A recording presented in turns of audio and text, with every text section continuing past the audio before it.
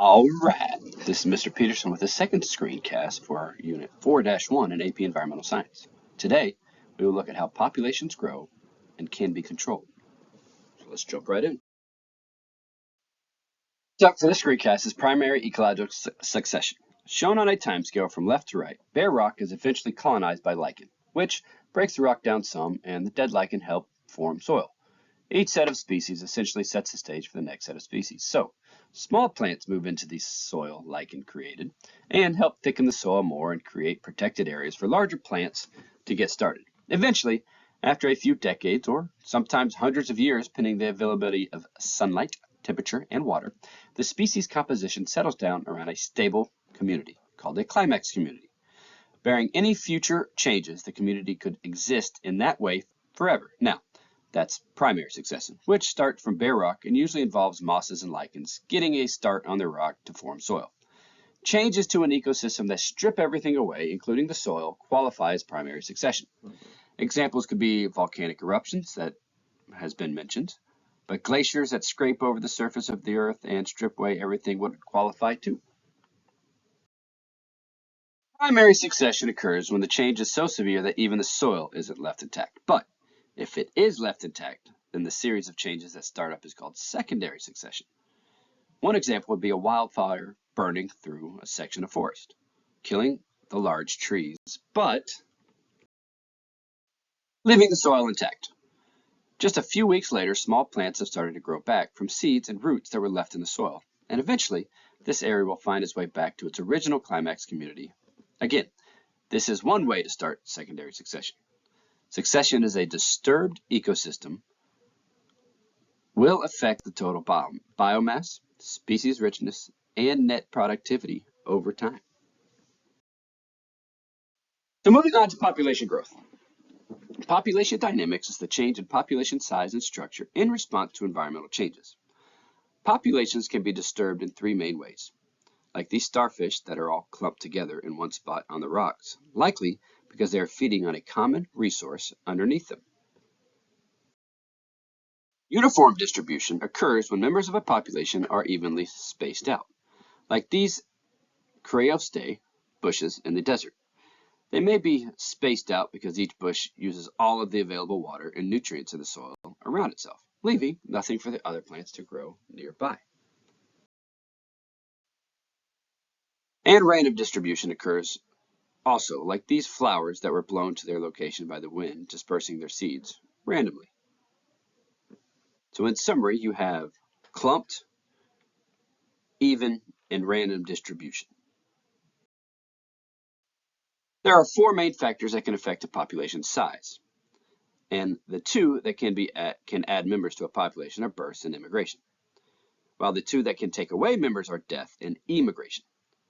We'll do some more math with this in another screencast, so don't focus on it now, but know births and immigration add to a population size, where deaths and emigration take away from a population size.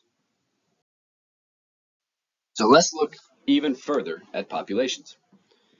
It's possible to take a census, even of animals, and determine the relative numbers of individuals in different age classes. And looking at the data in this way, it is called an age structure, where it's possible to see different characteristics of populations.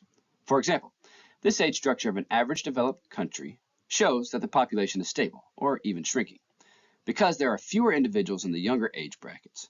So the reproductive age individuals aren't even replacing themselves, and the population will shrink over the next few decades.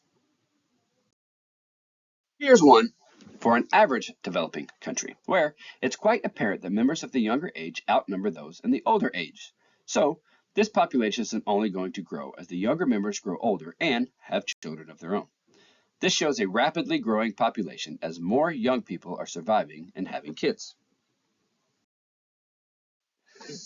Moving on, there's a fundamental force at work in the growth of a population of any species, and it's the biotic potential. Biotic potential is the capacity a species has to grow under ideal conditions of no predators, unlimited food and resources, and the list goes on. There's rarely such a condition in nature, but it's a useful place to start discussions. Now, as for the actual rate of growth, that's measured as the intrinsic rate of increase, or R for short. Species with a high intrinsic rate of increase are sometimes called R-selected species because they have lifestyles that allow them to reproduce early in life, have short generation times, can reproduce many times during their lives, and they have lots of offspring at one time, like the mouse here. Two mice can quickly become hundreds in a short period of time, and so sometimes they're called opportunists because they can quickly take hold of an area when environmental changes take place.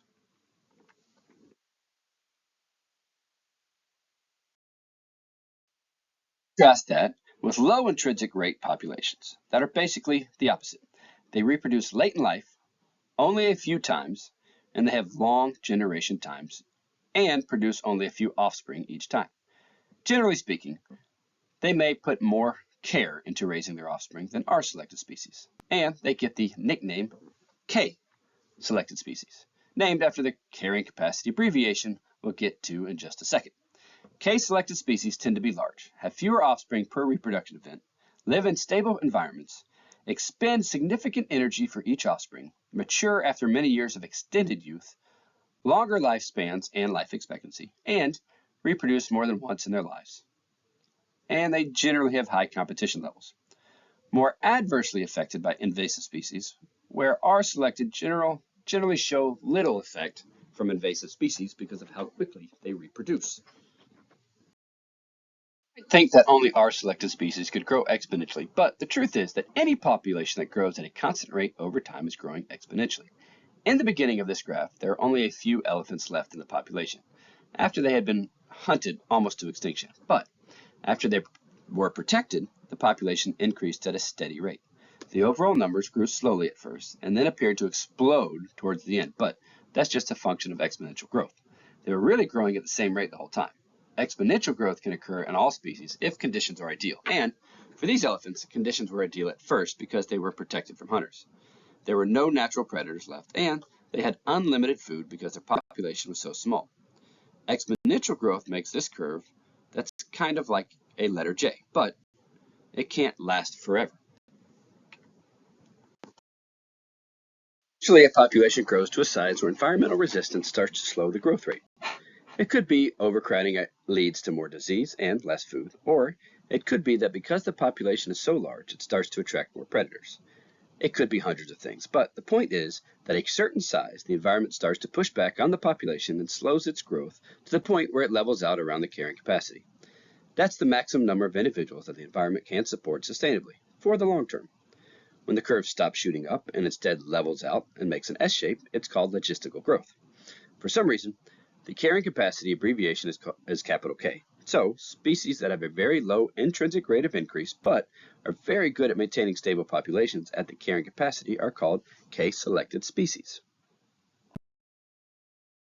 When resources for a population are abundant, we usually see a jump in growth. When resources shrink, the potential for unequal distribution of resources will result in increased mortality, decreased fecundity, which means the ability to produce an offspring, abundance of offspring, or new growth. Or it could mean that both increased mortality and decreased fecundity results in population growth declining to or below carrying capacity. Some organisms are not uniquely R or K selected. They can change in different conditions at different times depending on the availability of resources. Now, it isn't all nice and neat like the previous graph. There are times lags in natural populations. So if conditions are really great one year, there may be more individuals born and the population will overshoot the carrying capacity. But the extra individuals don't die off immediately. It may take a few years for disease, lack of food, and increased predators to catch up with them. And then the population may go under the carrying capacity as more individuals die, but it oscillates around the carrying capacity. Biotic potential refers to the maximum reproductive rate of a population in ideal conditions, and that usually increases to the carrying capacity, which then levels it out. One more time. This is a similar chart to the one at the previous slide. However, notice a few terms, the first being J-curve, describing the exponential growth. Then the population size overshoots the carrying capacity, leading to dieback, where the numbers decline rapidly. This continues as the carrying capacity varies over time, and it will fluctuate. Think of squirrels and nuts falling from trees. Sometimes there are more nuts, Sometimes there's less, and this can make squirrel populations fluctuate in numbers. And moving on to the next topic. Each species on Earth can exist in a range where as long as enough things are right about a place, they can survive. But some places are going to be much better than others. In this picture, the fish are tightly grouped together in the middle, and that's because the temperature of the water there is optimal. Outside of that ideal range, fish can still survive, but they're stressed. That might make them less healthy, or it might result in shorter lifespans, or they might have fewer offspring than less stressed organisms. Stress can be because of temperature, but especially because of available food and space. This applies because resources are limited and finite over all scales of time. Moving on a bit, we've got population density, which is a measurement of the number of individuals in a population found in a particular area. Some limiting factors affect populations more as they become more dense, and they're called density dependent. These birds are all nesting on a volcanic island, and one more bird tried to squeeze its way in between the ones that are already there. All kinds of fighting, pecking, and nest stomping would ensue, and that would limit the population's growth as a result of the increased density. Another example would be disease. Disease is spread faster in denser populations. On the other hand, if the volcano on the island erupts and red-hot lava rolls down the slopes, it doesn't matter if there are 10,000 birds per square mile or one bird per square mile. They're all getting cooked. So that's an example of density independent. And that's it for this screencast. Thanks for watching.